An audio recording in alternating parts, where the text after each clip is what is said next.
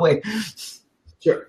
So, all right. So the next question I have for you, sir, is explain the money multiplier. This fractional reserve lending that you hear the Paul Bots and the Austrians, right, and even some folks on the Green Party who have fashioned their entire money reform based on this myth of the money multiplier and the fractional reserve system. Yeah. Okay. Well, keep in mind, remember we talked about loanable funds there. You know, customers lend out reserve, or banks lend out reserves. They lend out customer deposits. So keep that in the back of your mind. All right. So the money multiplier comes along in the textbooks, and it says that because of fractional reserve lending, you see, you have banks are required by the central bank to hold back 10% of their deposits. And they can lend out the other 90%, but they're going to hold back 10%. So then here comes this money multiplier, which we calculate as M equals M times MB. Lots of M's. You know, we're multiplying M's, but we're not multiplying dollars, believe me.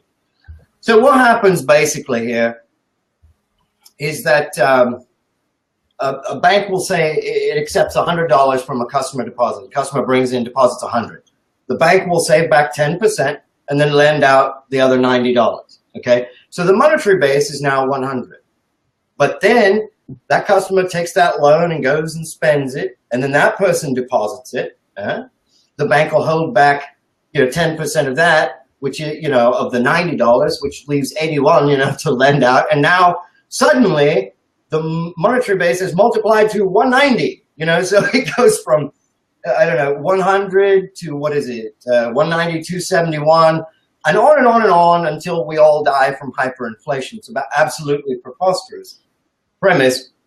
And the reason why it's absolutely preposterous is because regardless of this 10% reserve requirement, banks simply do not lend out reserves.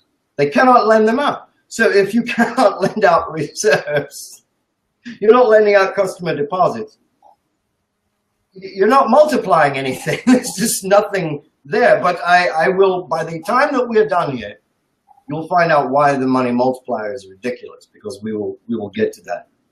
Got a whole lot more to talk about.